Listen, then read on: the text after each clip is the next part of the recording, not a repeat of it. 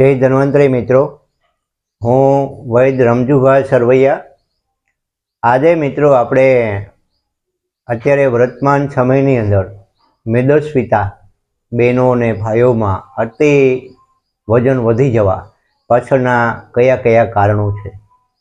अने मित्रों कोई पण प्रकारनी दवा लीधा वगर आपणे आपणी दिनचर्या थी ज आपणे ऋतुचर्या थी आपणे वजन केवी रीते घटाड़ी शकीए एना विषे आपणे आजे चर्चा करवाना छे। कोई औषधनी जरूर नथी।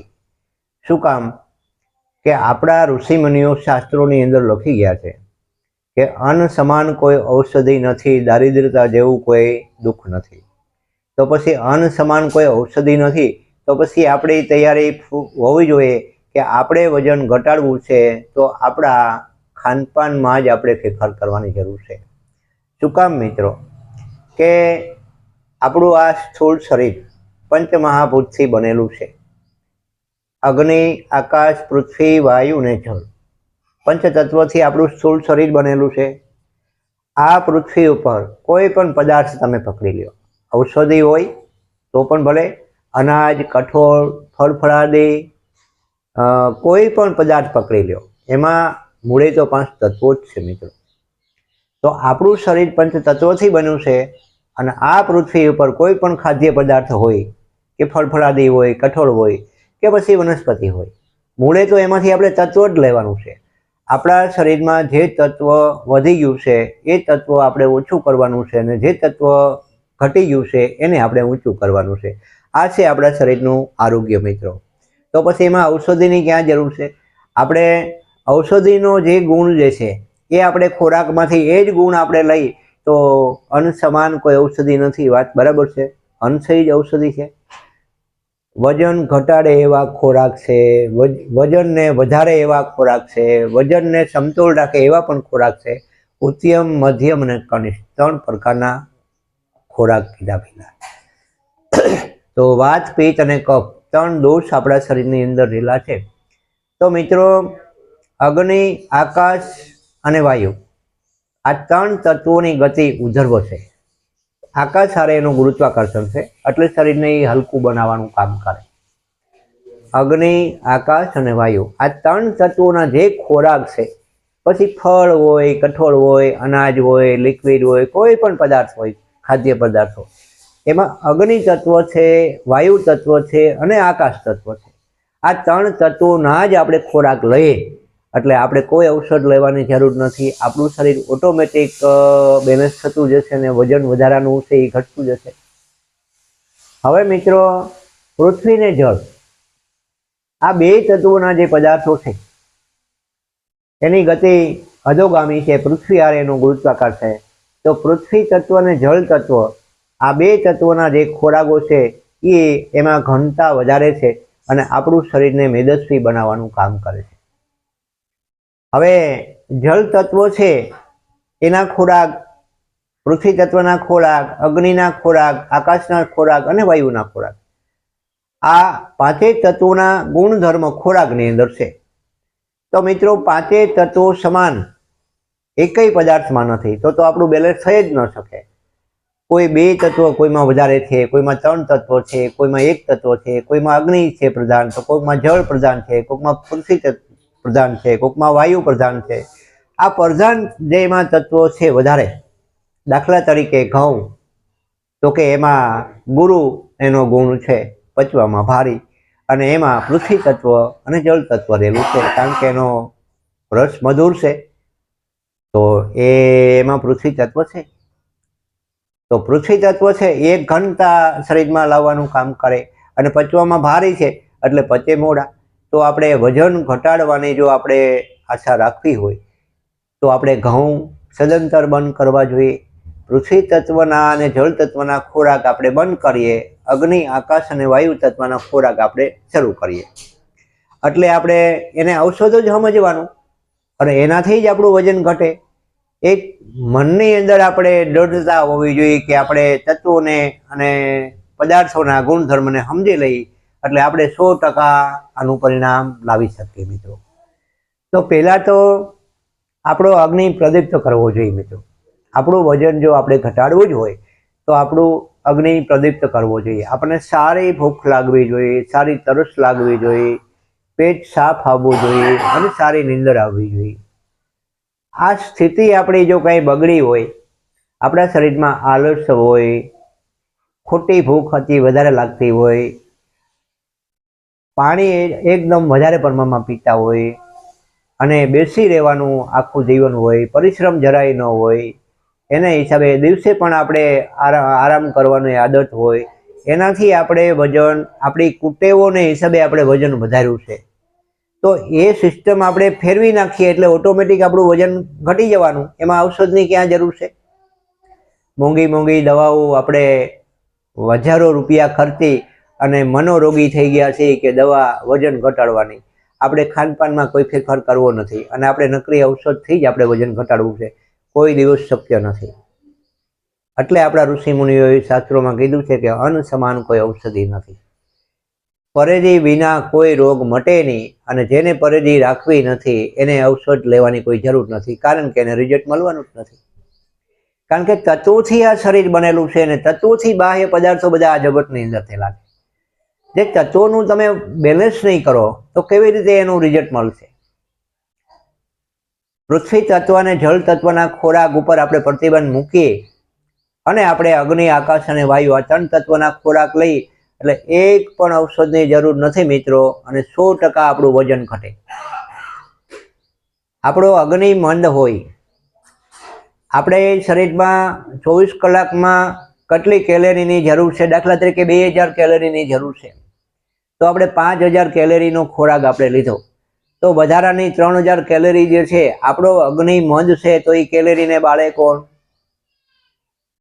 અગ્નિમંદ છે. એટલે એ કેલેરી સીધી ફેટમાં રૂપાંતર થાય અને વજન વધે. તો મિત્રો, અગ્નિ પ્રદીપ્ત હોવો જોઈએ. કેટલું ખાવું એ મહત્વનું નથી, પચાવવું એ મહત્વનું છે. ઘણી વખત આપણે લોકોને સાંભળતા હોય છે કે મેં જમવાનું હમણાં બંધ કરી દીધું છે, મારું વજન બહુ વધે. પણ મિત્રો, ખોરાક વધારે લેવાથી વજન વધતું નથી, એ વાત ખાસ મગજમાં રાખજો. તમારા જીવનની અંદર ઘણા માણસો એવા તમે જોયા હશે, એકદમ સિંગલ બોડી હશે અને 3 જણાનું ટિફિન હોય તો એકલો જમી જતો હોય, તો એનું વજન કેમ વધતું નથી? એનું વજન વધવું જોઈએ ને, જો ખોરાકથી વધતું હોય તો. ઘણા માણસો મેદસ્વી હોય, 125 કિલોનું વજન ધરાવતા હોય અને છતાં એમ કે મને બહુ ભૂખ નથી લાગતી, મને બહુ તરસ પણ નથી લાગતી, ખોરાક મારો એકદમ હાવ ઓછો છે, તો શું કામ વજન વધ્યું? એના શરીરમાં પૃથ્વી ને જળ તત્વ વધારે છે. જળ તત્વો છે એ જઠરાગ્નિને મંદ પાડવાનું કામ કરે, આપણું પાચન તંત્ર બગાડવાનું કામ કરે. એટલે કીધું છે કે સવારમાં ભૂખ્યા પેટે પાણી પીવું.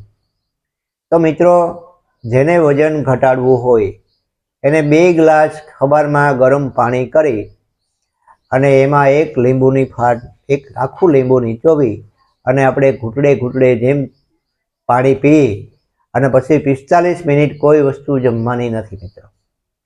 આ ડેઈલી આપણે કર્મ કરી નાખો. શરૂઆતમાં આપણે મેદસ્વી આપણું શરીર થયું છે તો આપણા શરીરમાં ઘણા પ્રકારના દોષો હશે, તો જઠરાગ્નિ આપણું પ્રદીપ્ત કર્યા વગર વજન ઘટે નહીં. તો શરૂઆતમાં સ્ટાર્ટમાં શું કરવાનું છે મિત્રો? રોજ સવારે વહેલા 5 વાગે જાગવાનું છે અને 5 દિવસ આપણે કેવો ખોરાક લેવાનો છે? આપણે ફળાહાર લેવાના, બફેલા મગ લેવાના, ફ્રૂટ અને મગ અને ગરમ પાણી, આ સિવાય 5 દિવસ ખાલી આપણે બીજું કાંઈ નથી લેવાનું. જ્યારે ભૂખ લાગે ત્યારે મગ ફણગાવેલા અથવા બાફેલા અથવા આપણે ફ્રૂટ અથવા સલાડ આ લઈ લેવાનું. પછી 5 દિવસ કરવાનું છે શું?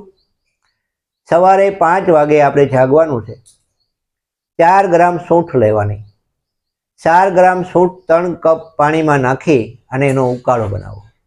અડધો કપ પાણી રહે ત્યાં સુધી ધીમા તાપે ઉકાળી અને અડધો કપ પાણીને કપડેથી ગાળી લેવાનું. હવે એમાં 3 ચમચી ભરીને એડિયું આપણે નાખવાનું, 8 થી 10 ગ્રામ, 1 ચમચી કામ નહીં આપે.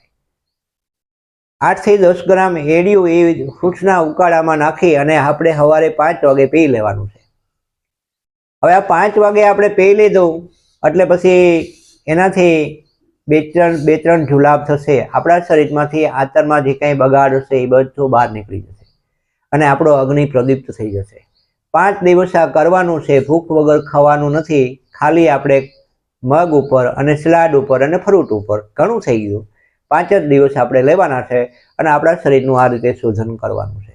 પછી મિત્રો આપણે જવ, જૂના જવ અને જૂના ચણા એને મિક્સ દળાવી અને એની રોટલી ભાખરી બનાવો અને રોજ બપોરે આપણે એ જ રોટલી લેવાની. અને ક્યારેક આપણને એમ થાય કે ભાઈ આ એક જ અનાજ આપણે કાયમિક લઈએ છીએ તો આપણને બહુ નથી મજા આવતી. જૂના ચોખાની ખીચડી બનાવવાની, જૂના ભાત.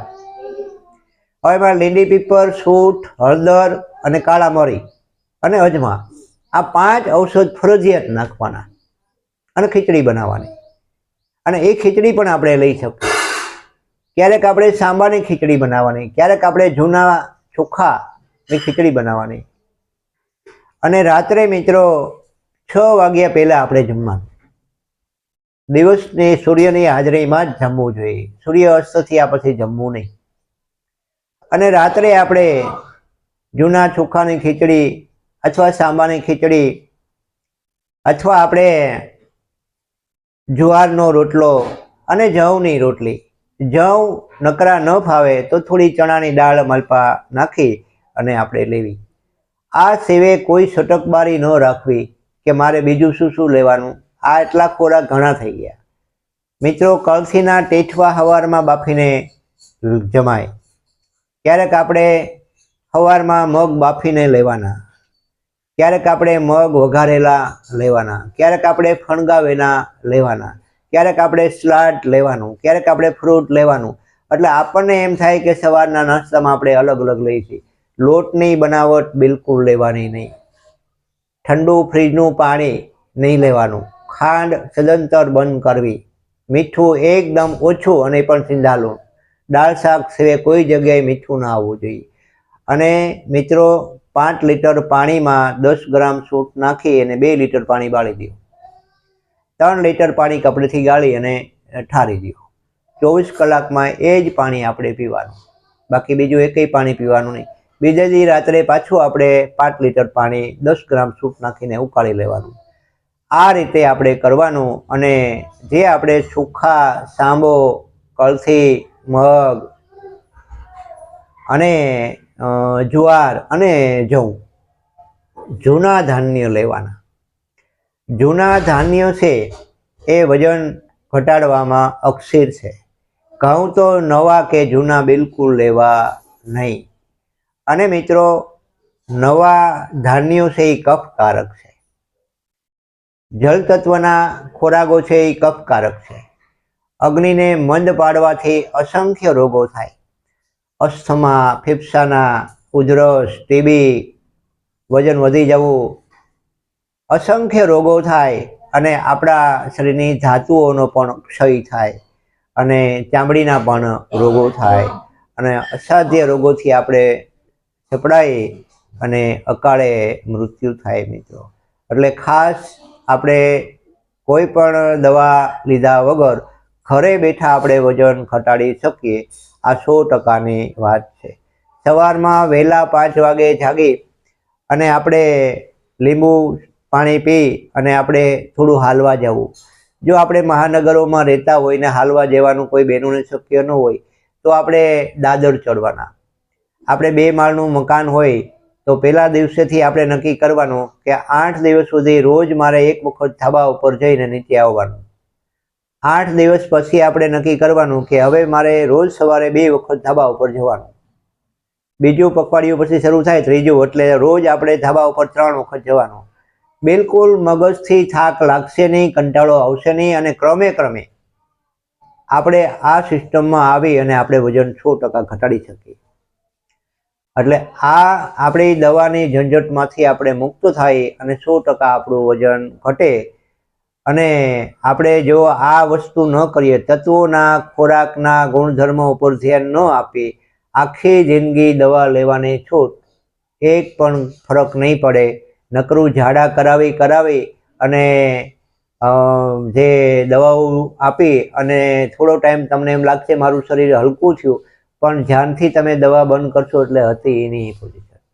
એટલે આખી આપણી સિસ્ટમ સુધાર્યા વગર આ વજન કોઈ દિવસ આપણું ઘટશે નહીં અને અસાધ્ય રોગો થશે મિત્રો. ચામડીના રોગો પણ એનાથી થાય, હાર્ટના પ્રોબ્લેમ પણ એનાથી થાય, ડાયાબિટીસ પણ એનાથી થાય, માનસિક તણાવ પણ એનાથી થાય, અસંખ્ય રોગો થાય. અને આપણે માનસિક મનોરોગી થઈ ગયા છીએ કે દવા એ જ ઉત્તમ ઈલાજ છે. અને આપણે કોઈ પણ જગ્યાએ જઈ અને મોંઘી દવાઓ લાવીને આપણે દવાઓથી વજન ઘટાડવા માંગીએ છીએ, પણ કોઈ દિવસ ઘટશે નહીં. આ કામ ખાસ કરવાની જરૂર છે. તો મિત્રો હાલો આપણે આજથી જ પ્રયત્ન કરીએ કે આપણે કોઈ ઔષધની જરૂર નથી. આપણા ખાનપાનના ગુણધર્મો, એના તત્વો આપણે સમજી લઈએ અને આજે કહેવામાં આવ્યું છે એ જ ખોરાક લેવાનો છે. ફરી વખત હું ખોરાકના નામ બોલું એ ખાસ યાદ રાખજો. પાંદડાવાળા શાકભાજી જ લેવાના છે. તાંજળીઓ, મેથી, પાલક, દૂધી, ગલકા, કારેલા, વેલાવાળા અને પાંદડાવાળા જ શાકભાજી લેવાના છે. એ પણ બાફેલા જેવા ક્વોન્ટિટીમાં વધારે લેવાના. અને તેલ મિત્રો સરસવનું જ વાપરવું. સરસવ સિવાય બીજું એકય તેલ વાપરવું નહીં. મગફળી વજન વધારવામાં જવાબદાર છે. બાકીના રિફાઇન્ડ તેલ બધા કેમિકલવાળા છે, એનાથી અસાધ્ય રોગો થશે. એટલે કોઈ પણ રિફાઇન્ડ તેલ આપણે વાપરવા નહીં. અને આપણે જેને વજન જ ઘટાડવું હોય એને 100% સરસવનું તેલ જ લેવું જોઈએ મિત્રો. એટલે આપણે સરસવનું તેલ લેવાનું, પાંદડાવાળા શાકભાજી લેવાના. અનાજમાં જવ, ચણાની દાળ, સાંબો, કળથી અને જુવાર, આ સિવાય એક પણ ધાન્ય આપણે અડવાનું નથી. અને કઠોળમાં મિત્રો આપણે મગ એક લેવાના છે. અને લિક્વિડમાં આપણે મિત્રો ફ્રૂટ કોઈ પણ આવે, જ્યુસ હોય, લીંબુ પાણી છે, આ આપણે લેવાનું છે. અને મિત્રો આપણે જેમાં પછી 1 ગ્લાસ સારી ક્વોલિટીની માખણ ઉતારેલી, ઘોળવું નહીં, એ વજન વધારશે. દહીં પાકેલું હોય ગોરહ અને પછી એમાંથી માખણ કાઢેલું હોય અને પછી જે છાશ બની હોય એને છાશ કહેવાય. એને વજન ઘટાડવામાં છાશ અક્ષિત છે. છાશ અગ્નિ પ્રદીપ્ત કરાવે છે, આચરમાંથી દોષોને બહાર કાઢવાનું કામ કરે છે. અને આપણા ઋષિ મુનિઓએ છાશને અમૃતનું નામ આપ્યું છે. એટલે આ વિશે ખાસ આપણે ધ્યાન દઈ અને આપણે વજન ઘટાડી શકીએ. ખાલી તમે 15 દિવસ આ કરો અને કાંઈ પ્રશ્ન હોય તો કોમેન્ટ દ્વારા મને જણાવો. એના 100% આપણે સોલ્યુશન કરશું. જય ધન્વંતરી. ફરી વખત બીજા મુદ્દા સાથે મળતા રહેશો મિત્રો. અને કોમેન્ટ કરીને ચોક્કસ મને જણાવશો.